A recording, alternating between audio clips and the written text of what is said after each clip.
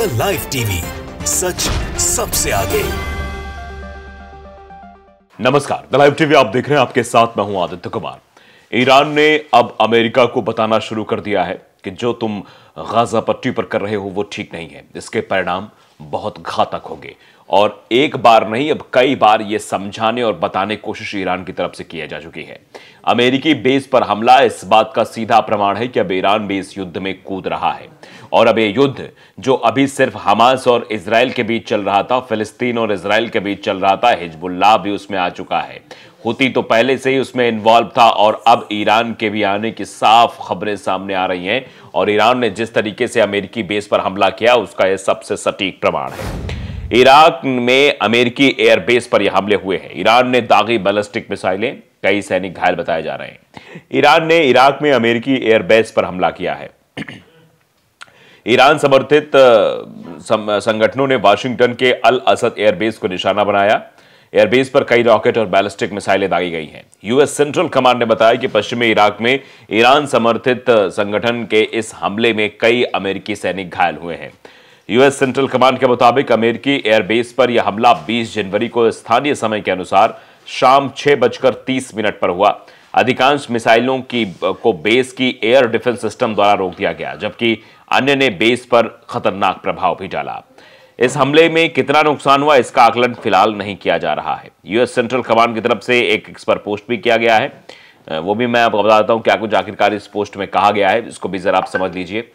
ये लिखा गया है कि ईरानियन बैक मिलिट्रीज अटैक अल असद एयरबेस इराक, यानी इराक पर यह हमला हुआ है। इस हमले की टाइमिंग भी बाकायदे इस एक्सपर्ट जो पोस्ट किया गया उसने बताई गई, और भी चीज़ें इसमें समझाई गई हैं किस तरीके से चीज़ें हो रही हैं, तो उनको भी समझना बेहद ज़रूरी है कि आखिरकार लगातार जो ये हमले हो रहे हैं इनके पीछे की कहानी क्या है, कितने बजे कैसे हमला हुआ।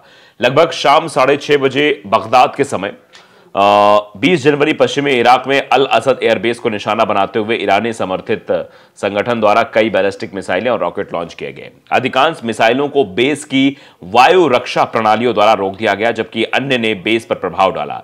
नुकसान का आकलन अभी जारी है। कई अमेरिकी कर्मियों का दर्दनाक मस्तिष्क की चोटों के लिए मूल्यांकन चल रहा है। कम से कम एक इराकी सेवा सदस्य भी घायल हुआ है। ये बताने समझाने की कोशिश हो रही है, लेकिन बड़ा नुकसान अमेरिका को हुआ है। यूएस सेंट्रल कमांड ने मगर बताया कि इस हमले में कई सैनिकों के मस्तिष्क में चोटें लगी हैं, यानी सर में चोट आई है।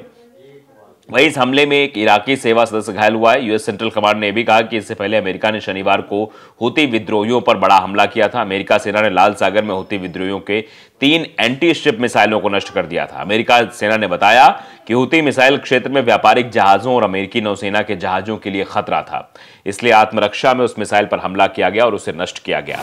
तो उसका यह जवाब भी अब उसे मिलता हुआ दिखाई दे रहा है। हुती में दरअसल हुती संगठन जो था वो जब से इजराइल ने गाजा पट्टी पर हमला करना शुरू किया तब से उसने अपनी सक्रियता बढ़ा दी थी और उस सक्रियता के तहत उसने कई इजराइल और इजराइल की तरफ जाने वाली व्यापारिक जहाज़ों को भी निशाना बनाया था और कई शिप पर जो है अटैक भी किया था। तो इस वजह से ये चीज़ें बढ़ती चली जा रही थी। आगे क्या होगा अब जरा ये समझ लेते हैं किस तरीके से हमला हुआ, कैसे क्या रणनीति बनाई जा रही है।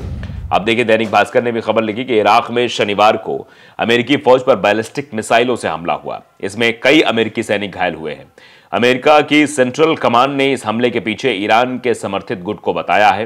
न्यूयॉर्क टाइम्स के मुताबिक यह हमला पश्चिमी इराक में अमेरिका के अल असद एयरबेस पर शाम को 6:30 पर हुआ। ईरान के समर्थन वाले सैन्य गुटों ने कई रॉकेटें और मिसाइलें भी दागी थी। इनमें से कई मिसाइलों को पहले ही हवा मार दिया गया, हालांकि कुछ मिसाइलें एयरबेस पर अटैक करने में कामयाब रही। अमेरिकी एयरबेस पर हमले से पहले ईरान ने इजराइल पर सीरिया की राजधानी दमिश्क में एक इमारत पर एयर स्ट्राइक करने का आरोप लगाया था।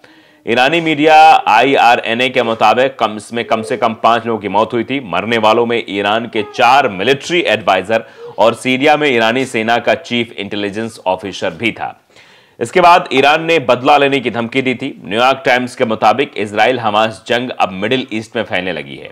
ईरान और अमेरिका सीधे ना लड़कर सीरिया और इराक जैसे देशों का सहारा ले रहे हैं जो पहले से ही आतंक की गिरफ्त में है। इजराइल हमास जंग शुरू होने के बाद इराक सीरिया में अमेरिका पर 140 से ज्यादा बार हमला हुआ। इराक के प्रधानमंत्री अल सुदानी ने अपने देश में और अमेरिकी सैनिकों के घुसने पर भी पाबंदी लगा दी है। सुदानी ने कहा कि अमेरिकी सैनिकों को इराक से निकालने के लिए एक समय सीमा तय करने की जरूरत है। दरअसल सुदानी नहीं चाहते कि ईरान और अमेरिका के दुश्मनी से उनके देश में कोई जंग छिड़ जाए। सुदानी ने न्यूज एजेंसी रॉयटर्स को दिए गए इंटरव्यू में कहा था कि हमें बिल्कुल मंजूर नहीं है कि कुछ देश आपसी लड़ाई के बीच हमारी जमीन का गलत इस्तेमाल करें। मिडिल ईस्ट में हमले कहां हुए? हमला पहला हुआ यमन के हुतियों ने अरब सागरों में जहाजों पर हमले शुरू किए। ये शुरुआत है। वजह यह थी कि हुतियों ने गाजा के समर्थन के लिए हमले किए थे। हुतियों का कहना है कि जब तक इजराइल हमले नहीं रोकेगा वो अटैक जारी रखेंगे। दूसरा हमला, अमेरिका ने यमन में हुतियों के ठिकानों पर हमले कर दिए। अमेरिका ने कहा कि अरब सागर में जहाजों पर हो रहे हमलों का यह बदला है, यह रिवेंज लिया जा रहा है। फिर आप देखिए, ईरान ने इराक के एरबिल शहर और सीरिया के इदबिल शहर में अमेरिका और इजराइल के ठिकानों पर, यानी मोसाद जो इजराइल की खुफिया एजेंसी है उसके ठिकानों पर हमला कर दिया गया। वजह, इजराइल के सीरिया और लेबनान में किए गए अटैक में ईरानी फौज के कमांडर मारे गए थे। इजराइल ने बदले में कार्रवाई की। इजराइल ने सीरिया की राजधानी दमिश्क में एक इमारत पर अटैक की जिसमें ईरानी सेना कई अधिकारी मारे गए। ईरान ने इराक में इजरायली खुफिया एजेंसी मोसाद के ठिकानों पर हमला कर दिया। आप जानते हैं कि यह हमला धीरे धीरे बढ़ता गया। पश्चिमी इराक में अमेरिका के एयरबेस पर ईरान के समर्थन वाले शिया गुट का हमला। इजरायली स्ट्राइक में मारे गए ईरानी सैनिकों की मौत का बदला यह लिया गया। यह हमले की वजह थी।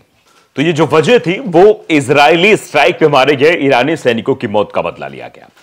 जुलाई 1979, 42 साल का सद्दाम हुसैन इराक का राष्ट्रपति बनता है। इसके बाद सद्दाम के इशारे पर सेना ईरान और कुवैत से जंग लड़ती है। 1991 में अमेरिका एक ऑपरेशन चलाकर कुवैत से इराकी सेना को खदेड़ता है। सद्दाम पर विरोधियों को बेरहमी से मरवाने के आरोप लगते हैं। 2001 में अमेरिकी राष्ट्रपति जॉर्ज बुश इराक को दुष्ट देश घोषित कर देते हैं। यहीं से इराक में अमेरिकी घुसपैठ की नींव पड़ जाती है। अमेरिका पर 9/11 के हमले के बाद तत्कालीन अमेरिकी राष्ट्रपति जॉर्ज बुश ने इराक पर अलकायदा से मिले होने का आरोप लगाया। बुश के विदेश मंत्री कोलिन पॉवेल ने फरवरी 2003 में यूएनएससी में दावा किया कि इराक केमिकल हथियार बना रहा है। इराक में घुसपैठ करने का अमेरिकी प्रस्ताव दूसरे देशों ने खारिज कर दिया। इसके बावजूद अमेरिका ने साथी देशों के साथ 20 मार्च 2003 को इराक पर हमला कर दिया था। सद्दाम को फांसी के बाद 5 साल बाद यानी 2011 तक अमेरिका सेना जो है वो इराक में रही। इसके बाद 2014 में आईएसआईएस से लड़ने के बाद ये वापस लौट आई। फिलहाल इराक में अमेरिका के अभी भी 2500 सैनिक तैनात हैं। तो ये फिलहाल बात ये है इतिहास की कि अभी भी वहां पर अमेरिकी सैनिक तैनात है और अमेरिकी सैनिकों पर यह हमला हुआ, अमेरिका के बेस पर यह हमला हुआ है। तो अपने आप में सीधे अमेरिका को ईरान की तरफ से चेतावनी है कि हम अब रुकने वाले नहीं हैं। अगर तुम्हारी तरफ से ये हुतियों पर आक्रमण करने की साजिश जो है वो कामयाब होगी, अगर कामयाब होती रहेगी, इस तरीके के अगर हुतियों पर आक्रमण होता रहेगा तो फिर हमारे तरफ से भी आक्रमण हो सकता है। तो ये डर जो है अब अमेरिका के अंदर हो गया है, क्योंकि अमेरिका घिर चुका है। चाहे वो हिजबुल्लाह की बात करे, हुती की बात करे, ईरान की बात करे, उधर से आप जान रहे हैं कि रसिया और यूक्रेन का युद्ध चल रहा है। यूक्रेन की तरफ से भी हथियार सप्लाई करने की कोशिश क्या करता ही रहा है अमेरिका। और अमेरिका बुरी तरह फंसा हुआ है, क्योंकि अमेरिका बेवजह इसमें अब घसीटता चला जा रहा है। क्योंकि आप जानते हैं कि कहावत भी है कि जो बेवजह बीच में आता है तो उसका क्या हाल होता है, गेहूं के साथ घुन भी पिसता है। तो वही हाल अब अमेरिका का हो रहा है। द लाइव टीवी को अगर आपने सब्सक्राइब नहीं किया जरूर करिए, बेल आइकन दबाइए ताकि सच खबर आप तक पहुंचती रहे। नमस्कार। द लाइव टीवी, सच सबसे आगे।